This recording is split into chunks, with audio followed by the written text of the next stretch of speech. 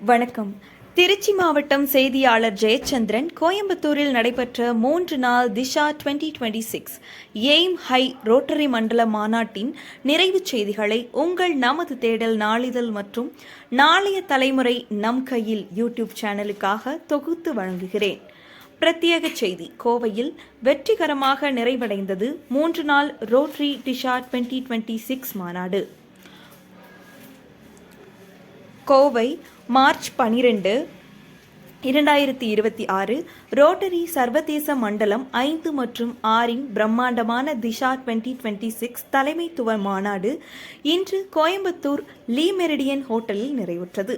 கடந்த 3 நாட்களாக நடைபெற்ற இந்த மாநாட்டில் இந்தியா மற்றும் அண்டை நாடுகளைச் சேர்ந்த 2000த்திற்கும் மேற்பட்ட ரோட்டரி ஆளுமைகள் பங்கேற்றனர்.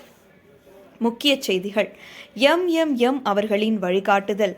71 ஆண்டுகளுக்கு பிறகு இந்தியாவிலிருந்து சர்வதேச துணைத் தலைவராக தேர்ந்தெடுக்கப்பட்டுள்ள RTN AKS ER Muruganandam M அவர்கள், நமது இலக்கு உயரியதாக இருக்க வேண்டும், எய்ம் ஹை என்ற கருப்பொருளில்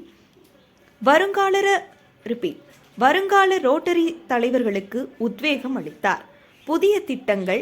மாநாட்டின் இறுதி நாளில் 2026 முதல் 27ஆம் ஆண்டிற்கான பிரம்மாண்ட கல்வி மற்றும் மருத்துவ திட்டங்கள் அறிவிக்கப்பட்டன. குறிப்பாக கிராமப்புற மாணவர்களுக்கான டிஜிட்டல் கற்றல் மையங்கள் அமைப்பது குறித்த தீர்மானம் நிறைவேற்றப்பட்டது. சிறப்பு விருந்தினர்கள். சர்வதேச ரோட்டரி இயக்குநர்கள் மற்றும் பல்துறை வல்லுநர்கள் கலந்து கொண்டு தலைமைத்துவ பண்புகள் குறித்து உரையாற்றினார். சமூக பணி அங்கீகாரம். மாநாட்டின் நிறைவு விழாவில் சிறந்த சமூக பணியாற்றிய ரோட்டரி மாவட்டங்களுக்கு விருதுகள் வழங்கப்பட்டன.